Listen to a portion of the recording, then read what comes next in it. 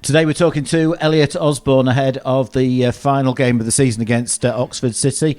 Elliot, first of all, let's look back at the weekend and superb win at Ebbsfleet United, and a very, very different Altrincham performance than is normal.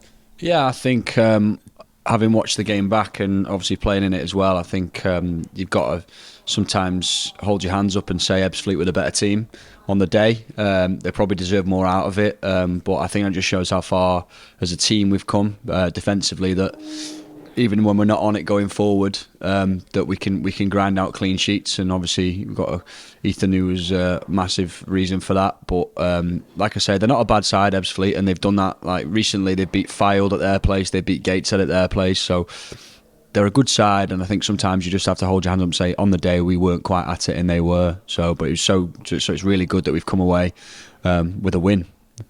And just goes to show that the strength of the league, Ebbsfleet United are a very decent side, yet they could be relegated. Yeah, I think when we played them earlier on in the season, they're night and day much better than they are, than they are now. And then I think since I seen a stat the other day, since their manager's taken over, I think they're one of the form teams in the league. So I think this new Ebbsfleet team that we've recently played is definitely one of the better teams in the league, especially at home. I don't think they've lost at home since January or something like that, until we beat them on the weekend. So I think they're a good side and better than what the league represents, really, if that makes sense. I think Danny Searle's certainly done a good job.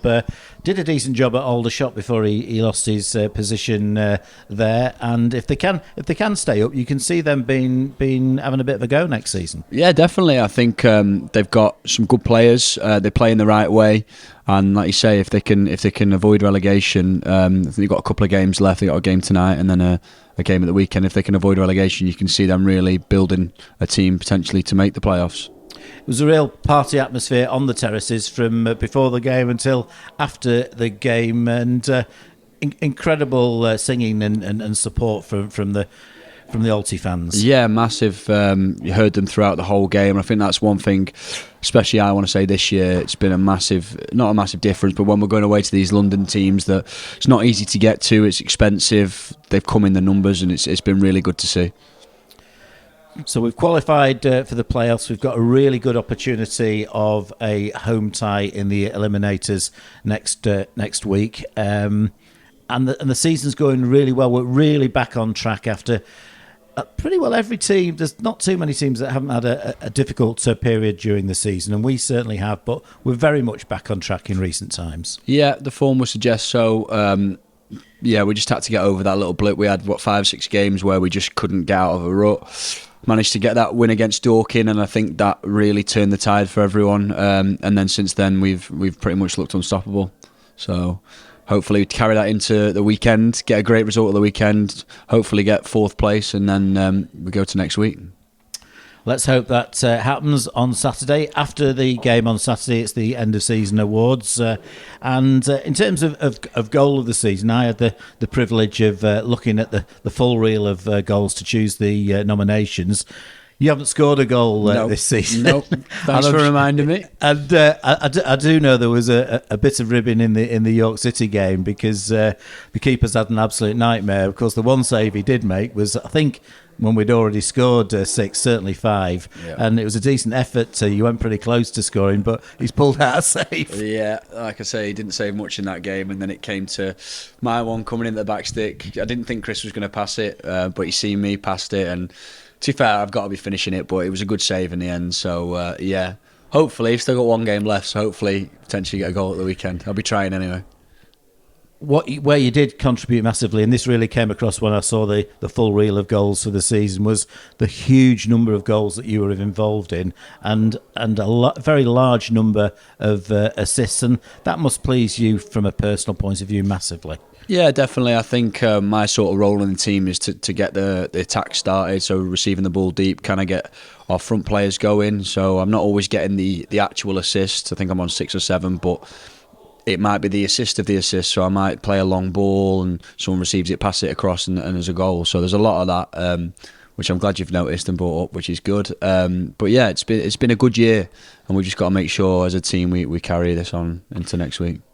Yeah, because earlier in your career, you've had a good goal scoring record, particularly at Stockport County, but that's very much because the role you were playing there was very, very different. Yeah, I used to play a little bit higher up with a bit more energy, and I'd have the licence to go and just join in. Now it's every time we play the ball forward, it's making sure we've got enough numbers behind the ball, because there's a lot of good counter-attacking teams in this league, and if we leave ourselves bare at the back, it can obviously cause us problems. There's a couple of games where I've gone and we've ended up conceding a goal. So most times we go forward, it's then up to me to make sure I'm sat in front of the back four, and that might be why I'm not getting as many goal-scoring opportunities as some. But yeah, that is just the role that I have. So. In terms of the, say, huge number of assists on goals this season, any particular ones that stand out for you? Yeah, there's a couple. So I think there was a good ball over the top for Justin against Solihull. There's the ball for Chris against Eastleigh. So some really good ones. One for Justin Donovan against Ebbsfleet. So there's been some good assists, and then there's been some assists where all I've had to do is pass it to Chris from 30 yards and he bangs them in. So. Got to say thank you to Chris on that one, but yeah, so there's been a mix. Yeah, good mix. When we look back on this season, I mean the riches we've got in terms of goal scoring ability, it's literally coming from everywhere. That must make it very, very difficult for all of our opponents. Yeah, I think like I alluded to before about counter attacking, we got one of the best counter attacking front four in the league. But then when we're at home, we tend to play, and it's not counter-attack and we control the game. But obviously when we go away from home, then teams are coming on to us, and we're just sucker punching them with a counter-attack, and we can score at any time. So where we've maybe not had it in other years, we're always a threat, even if we're 1-0 down. Or I think there's been a few games in recent times, like the Kidderminster game, we're 1-0 down, Wealdstone were 1-0 down, and we've come back because we just pose that threat. Which is good, because like you say, people like Chris, Noobs, Justin, they've all got goals, and Regan, they're all pretty much in double figures now. So if you can get four players like that, and obviously the other lads contributing as well, but the four main players like that, then you're going to have a good goal scoring chance. So just the one game left now. Oxford City at the J Davidson Stadium on Saturday, 12:15 kick-off.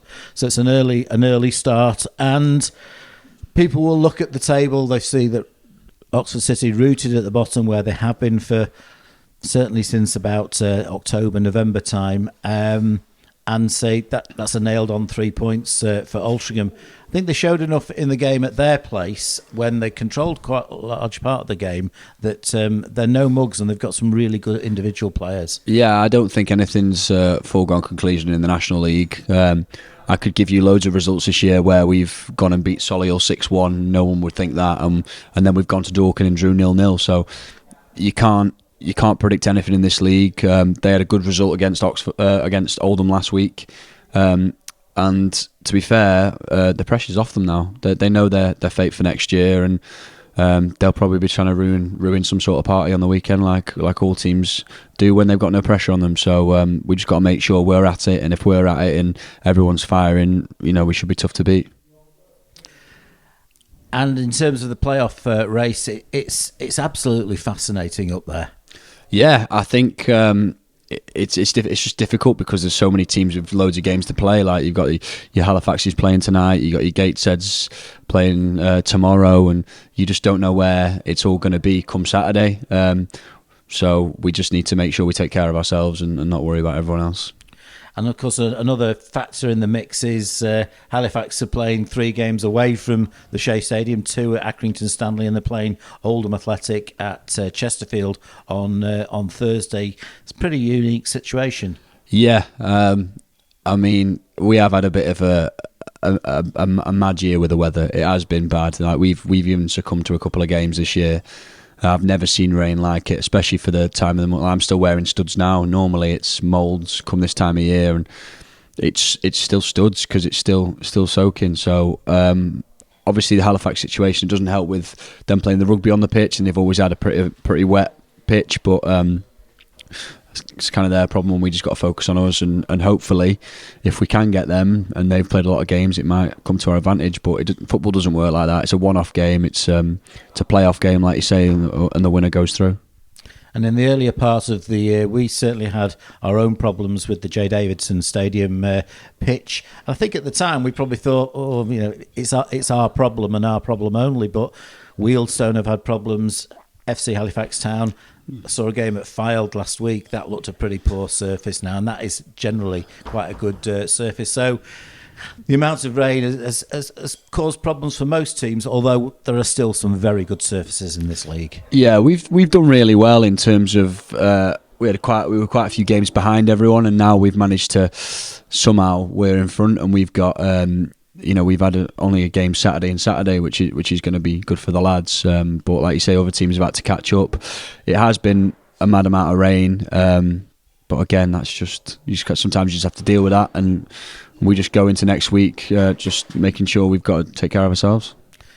And the group that doesn't seem to have been affected by it at all is the most important group, and that's the players, because we've continued to play the football that we like to play on our surface, which isn't perfect, but it's not really stopped us playing. No, I don't think we've necessarily got a team to almost kick the ball long and pick up seconds. That's not what our strength is. The gaffer and Sorves have recruited players to play football, so I know the pitch hasn't helped at times, but we can't go away from what we're good at, and if we do, we end up not playing so well. So if we can play football on the pitch where it's been like that most of the year, it's now miles better than it was. We should be able to play football as we have been doing the last 5-6 weeks. And you're now one of the most experienced players here. Reached 100 appearances not too long ago, and you've improved as time has gone on since you joined Altrincham. And this season, surely has got to have been one of the best in your career. Yeah, I think it's just having that consistency. I've been playing every week. I've understood my role a bit better. I've improved on stuff throughout the summer, which I probably wasn't as good at last year. And yeah, I think that the players playing with me have helped as well. Like, obviously, there's things that I can't do that they can do, and there's things that they can't do that I can do. So I think we've complemented each other quite well. Whereas probably last year, me and Lunny probably pretty similar. We both wanted to try and get on the ball deep, but then no one was making the forward run. So it's been a good year, but I still think there's more in the tank from me, and I'm looking forward to continuing that.